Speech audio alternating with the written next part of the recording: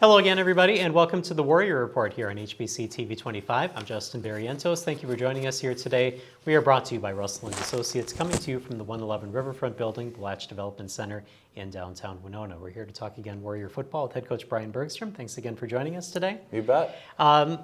You know, if we've learned anything throughout this season, it's do not turn away from Warrior football because you guys are in it until the very end. This game against Minnesota State Moorhead, I'm sure it was a little disappointing, but in some ways, you held Jack Strand, the quarterback from Minnesota State Moorhead, to his second lowest passing total of the season. Unfortunately, that was still 300 yards for him, so he's an incredible talent at Minnesota State Moorhead. But your thoughts on how you guys played this week? Well, I think you're exactly right. It's frustrating to not have the outcome of the game go in your favor, and you put a ton of work in. As a staff and as certainly our guys to win the game. And that's why you're there. That's why you show up. Yeah. And to have it not go that way is frustrating and disappointing. And like we've talked about a lot, you can't let that get in the way of, figuring out how we're going to get better. Because whether we had won or lost, you got to get better. Mm-hmm. And that's our job every week. And excited about how our guys were ready for the game. Thought our energy was great. I thought we were in the right mindset to go win the game. And at the end of the day, I think they made more plays than we did, and we made more mistakes than they did. And that's not a good recipe, and that's not excusable. I mean, we can't say it's okay. It's not, but we're going to get better. I imagine that the thing most concerning to you were the two drives that Moorhead had that were 90-plus yards. Talk about that and about some of the things that either side did to make that happen. Yeah, it's when you look back. If you take those drives out defensively, it's a great day because these guys were averaging a lot of points and they can throw the ball. Their quarterback is a special one, and there's a reason he's thrown for so many yards. Mm-hmm. And we knew that they would get some short passes, and we had to be able to limit the yards after catch and tackle them. And for a ton of the game, we did. Mm-hmm. Those two drives, they were able to get explosive plays within the drive, big chunk yards where they were pass plays where they got behind one of our defensive backs, and that's not a good recipe to stop in a drive. Mm-hmm. And so we have to. Those are disappointing because we can't let them drive all the way down the field like that. If you said you're going to hold them to 20 points, I think we'd have a pretty good shot of winning the game, and we did. Yeah. And we missed a field goal, and we missed opportunities on offense in the red zone, and we just have to become a more consistent football team. And it's never too late to do that. And we got to remind ourselves that if you're going to build something that's going to last, then it's going to take a little time to build. Mm-hmm. And as much as we all want results right now, believe me, our locker room does, our staff does, and we spend most waking hours figuring out the best plan and execution of that plan. Are we there yet? Not yet, but we're going to keep fighting. All right, let's talk about the different phases of the game first. You talked about the missed field goals and the special teams, and you know it's unfortunate because special teams have played really well this season. Talk about that unit as a whole and how you see that going forward. Well, I think the one kind of negative was the missed field goal. Mm-hmm. I think a lot of other good things. We pinned them inside the 5 twice and punt. Almost had 2 takeaways, one on punt, and we did get one on kickoff. Those are huge, huge plays in the game, and excited about our buy-in to special teams and how well we've been playing there. And really, with the exception of the missed kick, it was a really good day on special teams. Okay. Let's talk then offense because, you had some of the passing game going. You had a little bit of the rushing game going. Quentin Pringle got a rushing touchdown in the game. Talk about how the offense played this week. Well, I think we started fast and we went for it on a 4th down on the first drive, and we marched it down there and got stalled out, but got points, and we got the field goal, and that was key. I think the biggest thing we did in the first half was control the ball. I mean, we dominated the time of possession. Would you want to score more? Yeah. Do you wish you got some calls back and the drive we scored the field goal or we threw an interception off a tip ball? Yeah. But we did a good job of keeping it out of their hands, and that's part of the reason we were able to limit them defensively. A great point again to playing complementary football and doing what needs to be done. And I think where we miss the mark and where we know we can be better is capitalize on the opportunities that we had in the big moments.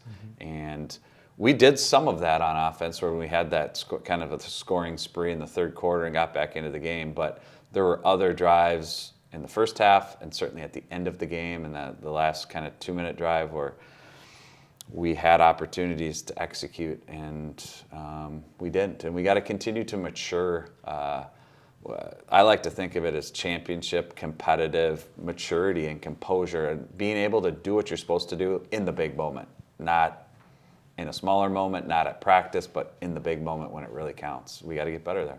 Okay. Yeah, you talked about it. I mean, you were down, I think, 20-3 at one point, and you scored 2 quick touchdowns in the second half. What did that do for the team morale? What did that do for, your thoughts on how the game was going, being able to get back in the game that quickly? Well, it's a great reminder of how quickly momentum can swing, especially when you involve special teams, because it was the takeaway on the kickoff that was part of that. And our sideline had belief and energy all game long. Did it ramp up in that time? Yeah, you bet. And it gave us life and good job of our team playing off of each other. And we got to continue to build on that and as we move forward. All right. The other thing that I wanted to talk about, and we'll talk about defense positively, but we got to talk about one other negative thing on defense. Not only did Minnesota State Moorhead have those 2 scoring drives that were 90-plus yards, in the fourth quarter, it was ball control for them, and they were able to grind out the clock and hold on to the ball and really take away any opportunities that you had. I think you guys only touched the ball twice in the fourth quarter. Talk about some of the things that need to change, because obviously a team like Minnesota State is going to look at the film and say, okay, this is one way that we can beat the Warriors. Well, you're exactly right. They did a good job of hanging on to the ball in the fourth quarter and minimized our opportunities like we did to them in the first. And we understand the importance of that, and ultimately it comes down to playing football and creating stops. I mean, you got to force the punt, and you got to you can't focus on, we got to win the game here on this one play. We got to focus on stopping them on this one play and then stop them on the next and the next. And that also takes a competitive maturity where it takes the endurance and the grit to do it over and over and over again. And at some point, you just need to make a play. You need to stop them. You need to rip the ball away. You need to. Players make plays and players win games. And it's our job to put them in a position to be successful. But we're all involved in a win or a loss, or when it goes well. We just have different roles, and we can all be better.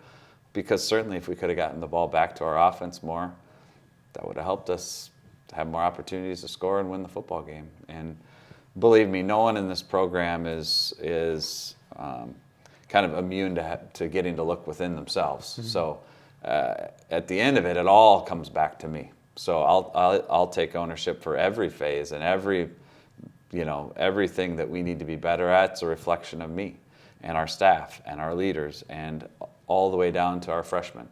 And that's the type of culture that we have. All right. So, I mean, you have 2 more weeks left in the season. We're kind of talking about how disappointing the Minnesota State Moorhead game is, but there's 2 more weeks, both at home. Obviously, Minnesota State coming in this weekend is going to be a huge game for them and for you to possibly play spoiler to their season.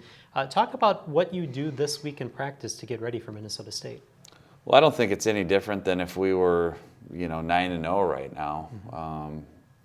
The record doesn't matter. Our culture is built on being the best we can be just because. Just because there's a challenge in front of us, we got to be our best. That's going to help you in football. It's going to help you in school. It's going to help you in life. Not be tied to. We're not a place where we're only going to give our best when the conference championship is on the line. We're just not tied to the outcome like that. We're tied to being our best. That's being 1-0. And that's truly being a champion. So we're going to attack it like we always attack it and have an efficient, fast, safe, high-energy practice on Monday, Tuesday, Wednesday, Thursday, Friday. And then we will be a byproduct of that on the weekend. And is it a big game? Yeah, it's a big game. It's at home. It's Mankato. They're a good team. They're a rivalry school. But I don't think all of a sudden now, because it's that team and not a different team, that we have another gear. Our gear needs to be all the way up all the time, or I'm not doing my job. Health-wise, how are you coming into this weekend? Pretty good.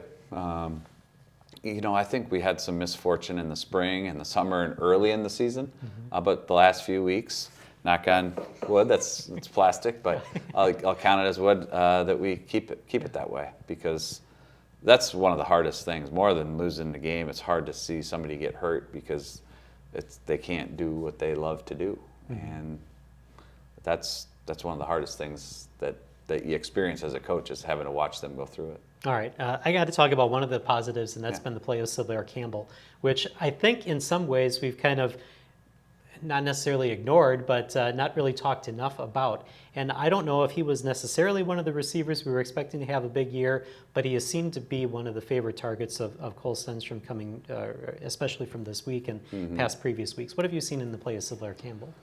Well, I've seen a ton of growth and a ton of maturing, and he played at Carthage College, a Division III school in Wisconsin, and we knew that he was incredibly physically gifted, things you can't teach, with his athletic ability and just athleticism overall, but then ball skills, and he's really come into his own in our offense, in our system, learning how and growing into being a more consistent player and being able to control his emotions and being able to execute consistently all game long.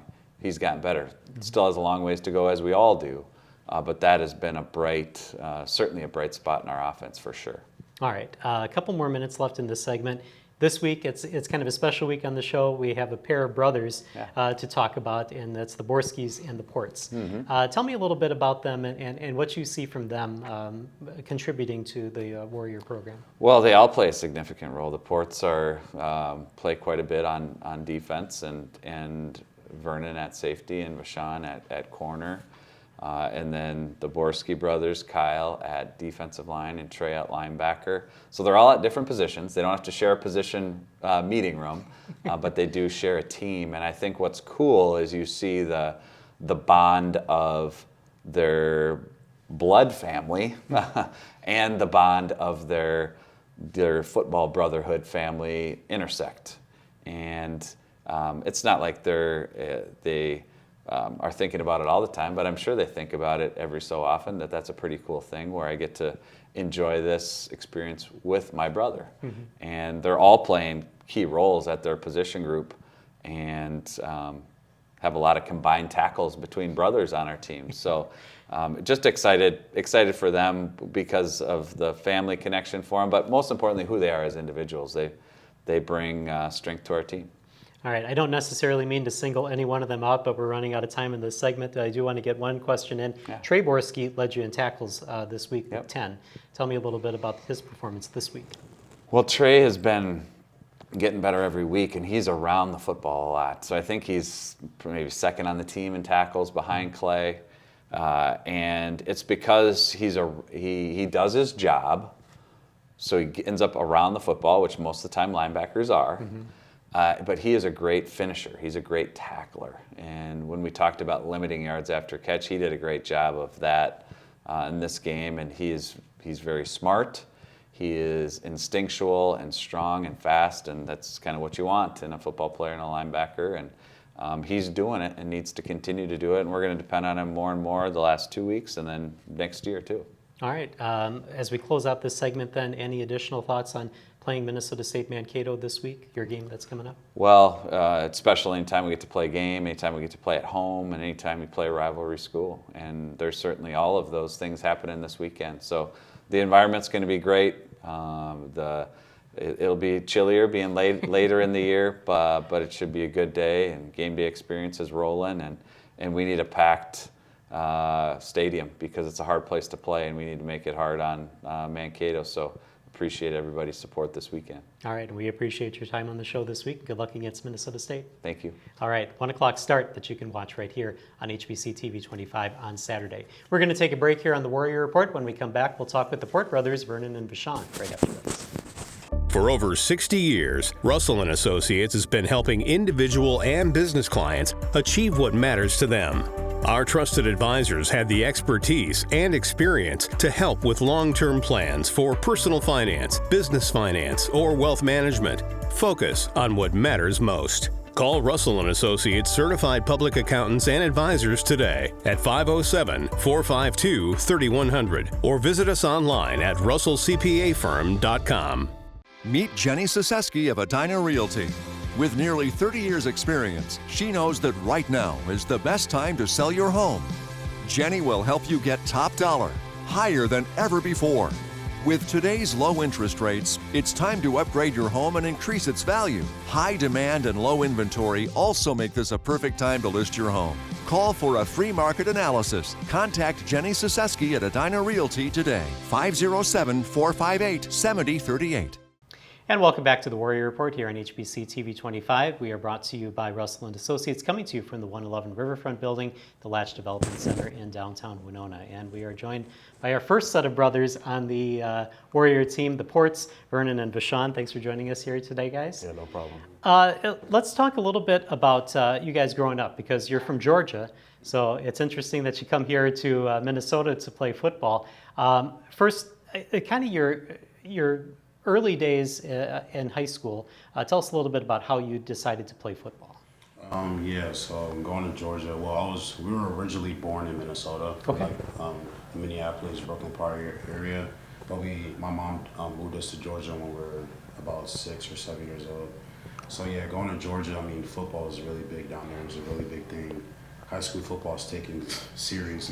Some schools might be taking more too serious. So just being down there in that overall environment just gravitated towards football. I mean, all of our friends was playing football, and we loved football, and it just like fit us. Like, I mean, we loved sports growing up, so it was just a great thing to do. And coming up here for college, honestly, the recruiting process, it was the old coaching staff that had recruited us, and they had flew down from all the way from Winona all the way down to Georgia to come in and speak with our parents, and it was like the first coaches to do that, so that like gravitated me towards them like instantly, and they did that. So yeah.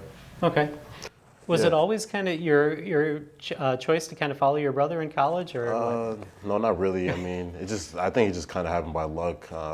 Even when the coaches were recruiting us, they didn't really originally know we were from Minnesota until we told them. So I think it was just a match kind of made in heaven. And once they started recruiting one of us, they recruited the other brother, and then once they came, they met us, and we just fell in love with the program, especially coming up for our visit. We fell in love with the program. It was a lot, even though it was snowy and everything. We haven't seen snow in Georgia in a long time, but it was good to like kind of like see snow again. And like we have a lot of family up here in Minnesota, so it was just nice and kind of like almost a no-brainer for us to come up here for football. All right. I would also like to add like that. During the recruiting process, like most coaches were like kind of recruiting us as a package. Like so, like we really never talked about like separating. So wherever we were going to college, we probably made it sure to each other. Like, yeah, we're probably going to follow each other because most coaches were recruiting us basically as one person. So it was like a 2-for-1 deal. If you ask me. All right. Have you always been close growing up? Is there any rivalry between the two of you? Yeah, I mean, obviously, rivalry, like, you know, playing video games and stuff like growing up. But yeah, we always been close. Like, I don't think there's been a day we haven't been with each other. But yeah, we do everything together. We have the same friend groups. Yeah, we've been close like since our whole lives. Yeah. All right. And you're both in the secondary. So, I mean, was that kind of planned? Is that one of the things that you both enjoy? Or I mean, yeah, especially with our play style and our attitude, like kind of like to talk a lot. I mean, just kind of being a DB. So, I mean, me and him like outgoing person like that in general, and I think it just fits our personality to play DB. Me and him like to be on the field together, talk smack, and we know we're not supposed to, but it's just something. I don't know, as a DB, you can kind of take pride in that, in your play style, and it kind of shows from your personality. Yeah. all right. I just feel like just us being on the field together, our connection, I mean, we're twins, so like us just playing DBs, just our communication is on point. Just like we just know each other. We know each other so well, so it helps us play with it better each other. And playing DB, you need that person next to you in the secondary where you can communicate well and know well, so that helps us a lot too. All right, let's talk about Minnesota State Moorhead this past week, because obviously you guys knew going in that Jack Strand was, one of the top passers in the NSIC, and in the secondary, you guys knew you had your work cut out for you. What did you see from him as the game went on? Why was he so successful against you guys? He's a quarterback. He doesn't try to force it too much. He basically takes what you give you. He wasn't forcing it too much on us. I don't think he didn't commit a turnover. He wasn't forcing it downfield. He check it down in the right spots and our right zones. He wasn't forcing it either. So hats off to him. He's a great quarterback. He knows how to. Most quarterbacks here in the league kind of force it, don't know where to when to force it out. But he was all game. He stayed poised and great. So I mean, we came back. We fought. It was a tough game. I feel like out of all their games, our secondary tested them the most out of every game. I think we held them to the least amount of points they scored out here. But we hats off to them. They're a great team, good program. So. Yeah, I mean, yeah, they're a great team. Got to give their hats off. I mean, especially from the team they were last year, even though they had almost the same roster, same quarterback, same receivers, offensive line, and running back. They came back. I mean, that just shows what offseason does. They came back. The quarterback, I think he just got comfortable in the system again. He's a good quarterback, like you said. He leads all the country in passing, so he was a good player. I think we tested him offensively and defensively. We played a heck of a game. We came back. We're down a lot. We never fought. We never fell down and laid over. Just like a couple weeks ago in Sioux Falls, we kept fighting. And just at the end of the game, like Coach said, it just wasn't enough time. There just wasn't enough time left. We didn't have enough time, enough ball game left. But I'm really proud of the guys how we fought Saturday. All right, and I think that's going to be a good setup for this week because obviously Minnesota State Mankato is a huge game for you guys. What do you guys need to do yourselves and as a team to get a win this week against? Yeah, I would say we need to start fast. That's a great team right there. I think they only have one loss on the season. For them to come into here, I feel like we start fast, get on them quick, it will demoralize them. They're gonna come up here. They're gonna see our record. They're gonna think it's gonna be an easy game, but we played every team tough in NSSC, and every game you play in NSSC is tough. Any team can be any team. So I would say starting fast and being consistent. I would say homecoming against August, we started fast, really good, but we didn't stay consistent. So I would say the keys for us to win this game: start fast and stay consistent. For me, I think it's gonna be toughness. It's gonna be a game run in the trenches. We know. I think going in this game, Mankato likes to run the ball. They have a good running game. They have a good quarterback and receivers. So we see them last year. I mean, we kind of know what happened last year, how that game ended in Mankato. We still have a bad taste in our mouth. I mean, right now, even looking at our record, you can look at their record. People might think it's going to be a cakewalk from Mankato, but we're not backing out for nobody. We don't care what our record is, anything. Mankato is our rival. We know that there's history in there, and then we know we got to get kind of our get back from last year and to get this bad taste out of our mouth, even from last week. We just want to stack these last 2 weeks and just, come victorious last week to build on this program for the future to come. So, yeah. All right, well, I appreciate the time this week, and good luck against Minnesota State this week. Yeah, thank you. All right, thank you. Trey and Kyle Borski will join us as the Warrior Report moves on right after this. For over 60 years, Russell & Associates has been helping individual and business clients achieve what matters to them. Our trusted advisors have the expertise and experience to help with long-term plans for personal finance, business finance, or wealth management. Focus on what matters most. Call Russell & Associates certified public accountants and advisors today at 507-452-3100 or visit us online at russellcpafirm.com. Meet Jenny Saseski of Edina Realty. With nearly 30 years' experience, she knows that right now is the best time to sell your home. Jenny will help you get top dollar, higher than ever before. With today's low interest rates, it's time to upgrade your home and increase its value. High demand and low inventory also make this a perfect time to list your home. Call for a free market analysis. Contact Jenny Saseski at Edina Realty today, 507-458-7038. And welcome back to the Warrior Report here on HBC TV 25. We are brought to you by Russell & Associates, coming to you from the 111 Riverfront Building, the Latch Development Center in downtown Winona. Now we have the Borski brothers joining us, Trey and Kyle. Thank you for joining us here today. Thank you for having us. All right, Trey, let's start with you and talk about your decision to come here to Winona State. What led you here? Mainly the community of people. When I came here on my visit, all the players were awesome. And the coaches were awesome. The area's awesome. It's small town feel, which I like, and yeah, it's perfect. All right, very good. Kyle, you started out at University of Indianapolis. Tell me a little bit about that decision to go there and how your career went there. Yeah, they have a great program. Usually top 25 team, good coaches, good culture. But I decided to grad transfer because they didn't have my master's program, and Winona State had my program. And it's a great area, great culture too, great coaches, great players. Like Trey said, there's a lot of opportunities to do stuff outside, which I like too. So. And Trey was here. Was that part of the reason why you came here as well? Yeah, it was a big factor too. But besides that, just the school overall was pretty good too. All right, very good. I want to ask you guys about your family because you have an older brother that also played college football, Yep. which I can't imagine a family with 3 brothers all playing college football. That's got to be amazing. You guys probably had some turkey bowls during Thanksgiving that you have stories for. But what was it like to see an older brother succeed in college and play football, and you guys kind of on that path as well? It was motivating, honestly. When we were growing up, went to his college games, high school games, saw him, do really good at a high level, and we kind of just grew up wanting to be like him to some degree. Yeah. And it was just great to see like people in your family going the same route as you, and it's just motivating. Yeah. All right. It was also cool to see the experience of playing college football before we went. Him giving us tips and stuff and kind of mentoring us before we went on our path to play college football too, which is pretty cool. All right. Was football always the first sport for you guys, or did you guys play some other sports as well? Mainly football, baseball, wrestling too. Yeah. Yeah, Yep. mainly football, but I wrestled in high school too. Okay, Yep. very good. Let's talk a little bit about what we've seen this week or this past week and what we're going to see from Warrior football. Minnesota State Moorhead, it was obviously a difficult game. Tell us from your perspective how the game went this week. Frustrating. Our game plan was to stop that QB, passing yards, passing touchdowns.